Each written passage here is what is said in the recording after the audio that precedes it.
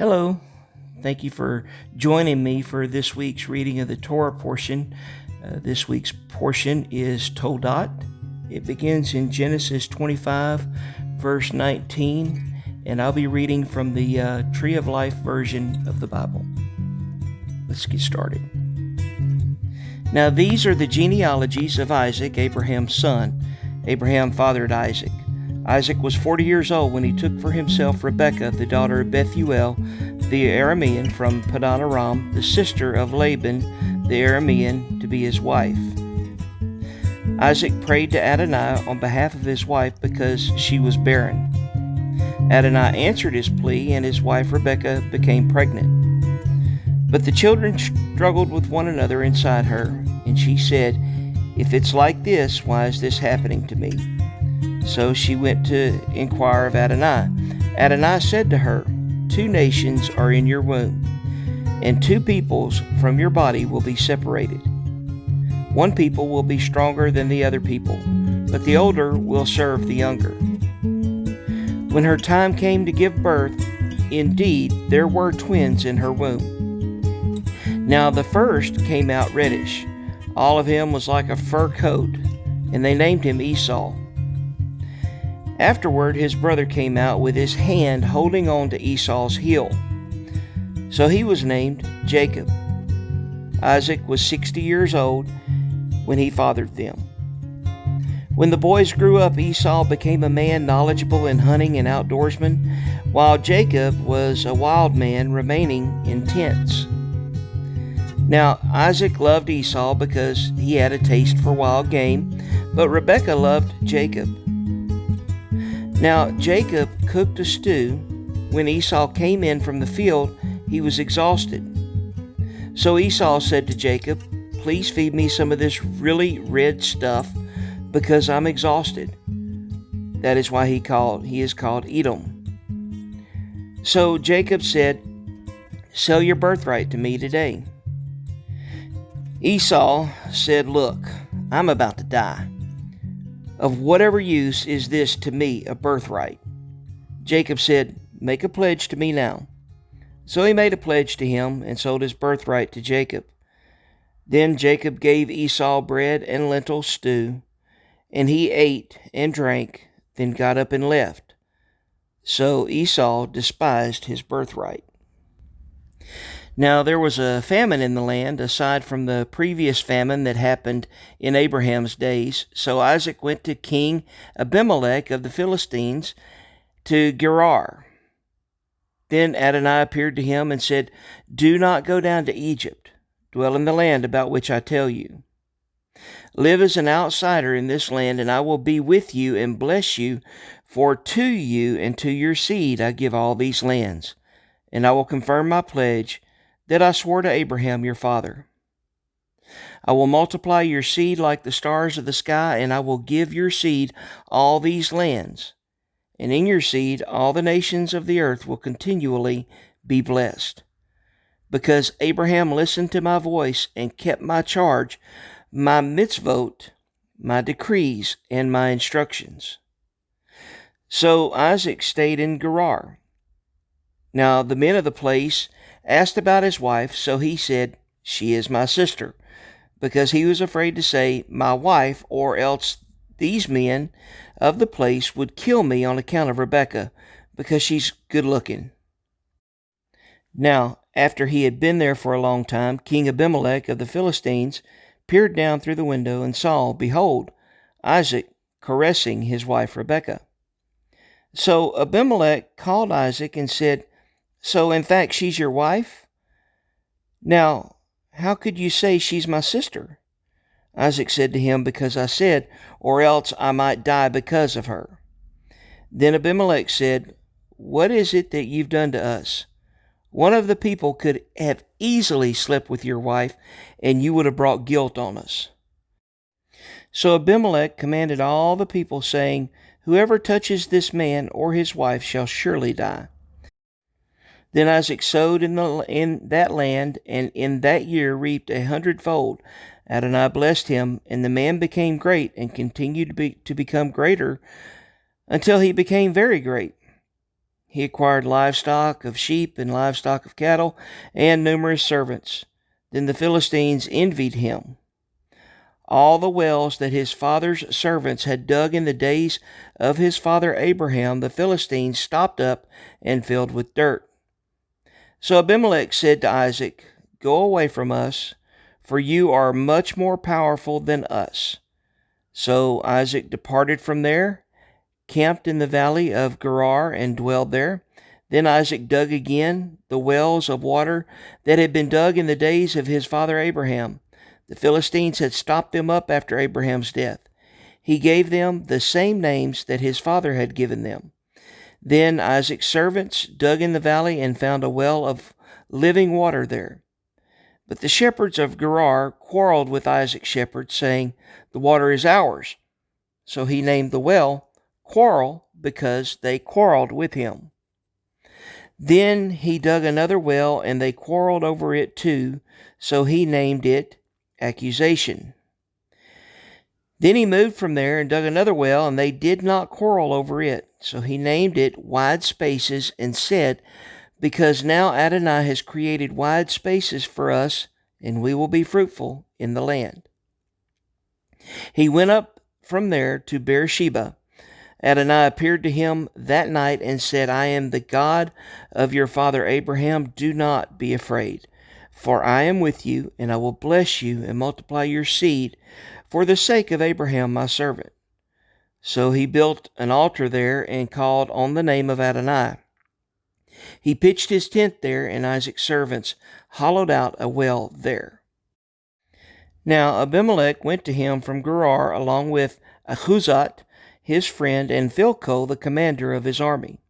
Isaac said to them, "Why have you come to me, since you hate me and sent me away from you?" They said, "We've clearly seen that Adonai has been with you." So we said, "Let there now be an agreement between you and us, and let us make a covenant with you, that you will do us no harm, just as we haven't touched you, and just as we did nothing to you but good, and sent you away in shalom. You are now blessed by Adonai." Then he made a feast for them, and they ate and drank. Then they got up early in the morning and made a pledge, each to his brother.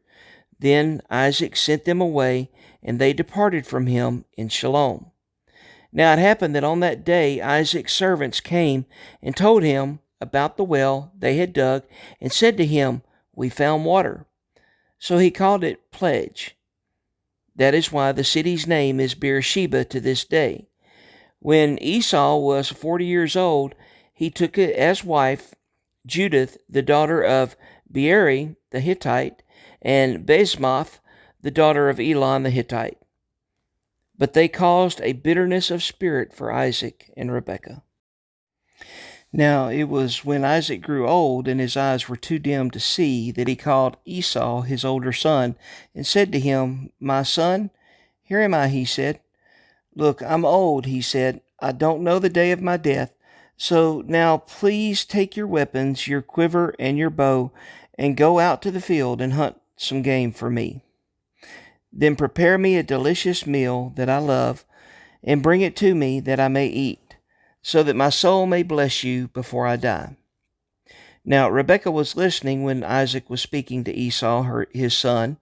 So while Esau went to the field to hunt game and bring it in, Rebekah said to Jacob her son, "Look, I heard your father speaking to your brother Esau, saying, 'Bring me some game and prepare me a delicious meal, that I may eat and bless you in Adonai's presence before my death.'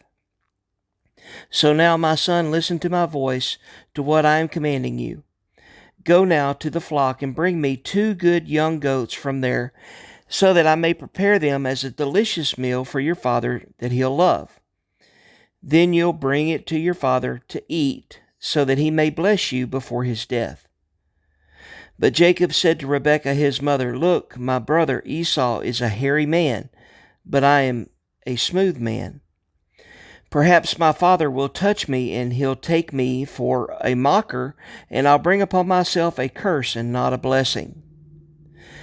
Then his mother said to him, "Let your curse fall on me, my son. Just listen to me.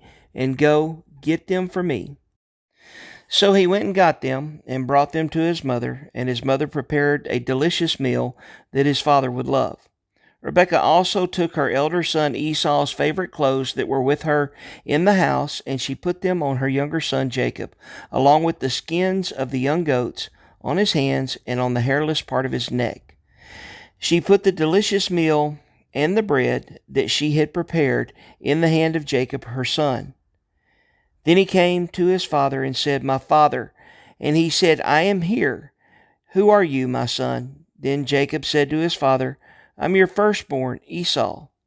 I've done just what you said to me. Sit up, please, and eat some of my wild game, so that your soul may bless me." Then Isaac said to his son, "How in the world were you able to find it so quickly, my son?" He said, "Because Adonai your God made it happen for me." Then Isaac said to Jacob, "Please come closer so I can feel you, my son, whether or not you really are my son Esau." So Jacob came closer to his father Isaac, and he felt him. Then he said, "The voice of Jacob's voice, but the hands are Esau's hands." He did not recognize him because his hands were like the hairy hands of his brother Esau. So he blessed him. But he said, "Are you really my son Esau?" So he said, "I am." Then he said, "Bring it to me, and I'll eat some of my son's wild game, so that my soul may bless you." So he brought it to him, and he ate, and he brought him wine, and he drank. Then his father Isaac said to him, "Please come closer and kiss me, my son." So he came closer and kissed him. Then, when he smelled the smell of his clothes, he blessed him, and he said, "Behold, the smell of my son is like the smell of a field that Adonai has blessed. May God give you from the dew of the sky and from the fatness of the land an abundance of grain and new wine. May peoples serve you, and may nations bow down to you. Be master over your brothers. May your mother's sons bow down to you. May those who curse you be cursed, and may those who bless you be blessed." No sooner had Isaac finished blessing Jacob, and Jacob had just gone out from his father Isaac's presence, than Esau his brother came in from his hunting. Then he also prepared a delicious meal and brought it to his father, and he said to his father, "Let my father get up and eat of his son's wild game, that your soul may bless me." His father Isaac said, "Who are you?" And he said, "I am your son, your firstborn, Esau." Then Isaac trembled with intense trembling and said, "Who was it then that hunted wild game and brought it to me? I ate it all just before you came, and I blessed him, and yes, he will be blessed." When Esau heard his father's words, he shouted with an intensely bitter groan. Then he said to his father, "Bless me too, father." Then he said, "Your brother came deceitfully and took your blessing." He said, "Is this why he was named Jacob, since he's tricked me twice already? My birthright he's taken. Now, look, he's taken my blessing." Then he said, "Haven't you saved a blessing for me?" Isaac answered and said to Esau, "Behold, I've made him master over you, and all your brothers I've given to him as servants. I've provided him with grain and new wine. What then can I do for you, my son?" Esau said to his father, "Do you just have one blessing, my father? Bless me too, my father." And Esau lifted up his voice and wept. Then Isaac his father said to him, "Behold, away from the land's fatness shall your dwelling be, away from the dew of the sky above. By your sword shall you live, and your brother shall you serve. But when you tear yourself loose, you will tear his yoke off your neck." So Esau bore a grudge against Jacob because of the blessing with which his father had blessed him. And Esau said in his heart, "Let the time for mourning my father draw near, so that I can kill my brother Jacob."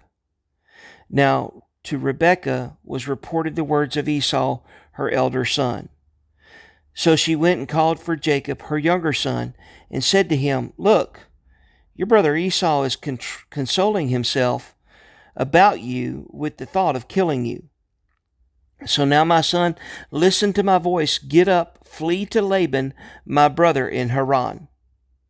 Then stay with him a few days until your brother's rage subsides, until your brother's rage turns away from you and he forgets what you've done to him. Then I'll send for you and get you back from there. Why should I lose both of you in one day? Then Rebekah said to Isaac, I'm disgusted with my life because of the daughters of Heth. If Jacob takes a wife from the daughters of Heth, like these women from the daughters of the land, what is life to me? So Isaac called for Jacob, blessed him, commanded him, and said to him, Don't take a wife from the daughters of Canaan. Get up, go to Padan Aram, to the house of Bethuel, your mother's father, and take for yourself a wife from there, from the daughters of Laban, your mother's brother. Now may El Shaddai bless you, and make you fruitful, and multiply you, so that you will become an assembly of peoples. And may he give you the blessing of Abraham, to you and to your seed with you, that you may take possession of the land of your sojourn, which God gave to Abraham. Then Isaac sent Jacob away, and he went toward Padan Aram to Laban, the son of Bethuel, the Aramean, the brother of Rebekah, the mother of Jacob and Esau. Now Esau saw that Isaac blessed Jacob when he sent him to Padan Aram to take for himself a wife from there, when he blessed him and commanded him, saying, Don't take a wife from the daughters of Canaan. Jacob listened to his father Isaac and to his mother, and went toward Padan Aram. Then Esau saw that the daughters of Canaan were contemptible in his father Isaac's eyes. So Esau went to Ishmael and took Mahalath, the daughter of Ishmael, Abraham's son, Nebaioth's sister, for his wife, besides his other wives. Now for this week's prophets readings, it starts in Malachi chapter 1, verse 1, and it goes on through Malachi chapter 2, verse 7. An oracle, the word of Adonai to Israel by Malachi. I loved you, says Adonai, but you say, How have you loved us? Was Esau not Jacob's brother? It is the declaration of Adonai, yet I loved Jacob, and Esau I hated. I made his hills a wasteland and gave his inheritance to jackals of the wilderness. For Edom may say, We have been beaten down, but we will return and rebuild the ruins. Thus Adonai Zavaot says, They may rebuild, but I will tear down. They will be called a wicked territory, the people of Adonai denounced forever. So you will see, and you will say, May Adonai be magnified beyond the border of Israel. A son honors his father, and a servant his master. So if I am father, where is my honor? If I am master, where is my reverence? Says Adonai Zavaot. You, Kohanim, who despise my name, but you say, How did we despise your name? By offering defiled bread on my altar. But you say, How did we defile you? When you say, The table of Adonai is despicable. When you bring a blind one as sacrifice, is it not wrong? Or when you bring a lame one or a sick one, is it not wrong? Offer them now to your governor. Would he be pleased with you, or will he acknowledge you favorably? Says Adonai Zavaot. So now implore God's favor. Then will he be gracious to us? Since this has come from your hands, will he accept any of it from you? Says Adonai Zavaot. If just one of you would shut the doors and not light my altar uselessly, I have no delight in you, says Adonai Zavaot, nor will I accept any offering from your hand. For from sunrise to its setting, my name will be great among the nations, and in every place incense will be offered to my name with a pure grain offering. For my name will be great among the nations, says Adonai Zavaot. But you are profaning it when you say the table of Adonai is defiled, and as for its fruit, its food, despicable. You also say, it's so tedious, and you sniff at it, says Adonai Zavaot. So you bring plunder, the lame, and the sick. Then you bring them as an offering. Should I accept this from your hand, says Adonai? Moreover, cursed is a deceiver who has in his flock a male, but makes a vow and sacrifices something blemished to my Lord. For I am a great king, says Adonai Zavaot, and my name shall be revered among the nations. Now, Kohanim, this commandment is for you. If you will not listen, and if you will not take heart to give glory to my name, says Adonai Zavaot, then I will send the curse on you, and I will curse your blessings. Yes, indeed, I have cursed them, because you did not take it to heart. Behold, I am rebuking the seed on account of you, and will spread dung on your faces, the dung of your festivals, and take you away together with it. Then you will know that I have sent this command to you to be my covenant with Levi, says Adonai Zavaot. My commandment was with him for life and shalom, and I gave them to him for reverence. So he revered me, and he was awestruck by my name.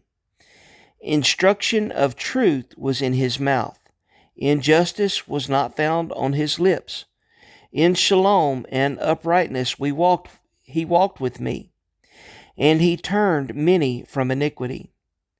For a Cohen's lips should guard knowledge, and instruction must be sought from his mouth. For he is a messenger of Adonai Zavaot. And now for this week's gospel reading. It begins in Matthew chapter 10, verse 21, and goes on through verse 38. Brother will betray brother to death, and a father his child, and children will rise up against their parents and have them put to death. And you will be hated by all because of my name, but the one who endures to the end shall be saved. Whenever they persecute you in one city, flee to the next. Amen.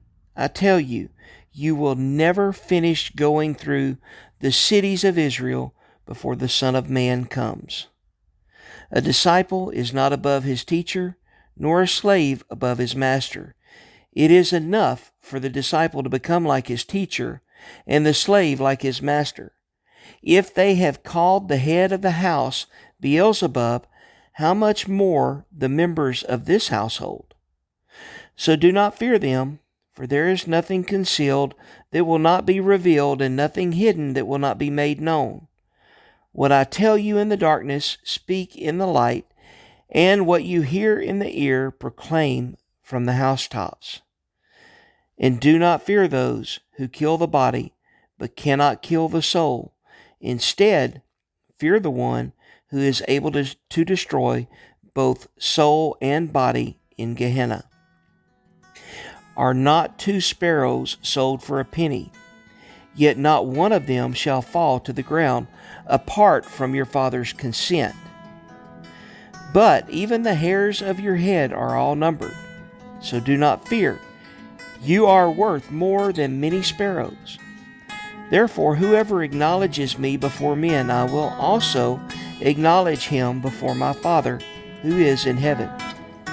But whoever denies me before men, I will also deny him before my Father who is in heaven. Do not think that I came to bring shalom on the earth. I did not come to bring shalom, but a sword. For I have come to set a man against his father, a daughter against her mother, and a daughter-in-law against her mother-in-law. And a man's enemies will be the members of his household. He who loves father and mother more than me isn't worthy of me, and he who loves son or daughter more than me isn't worthy of me. And whoever does not take up his cross and follow after me isn't worthy of me.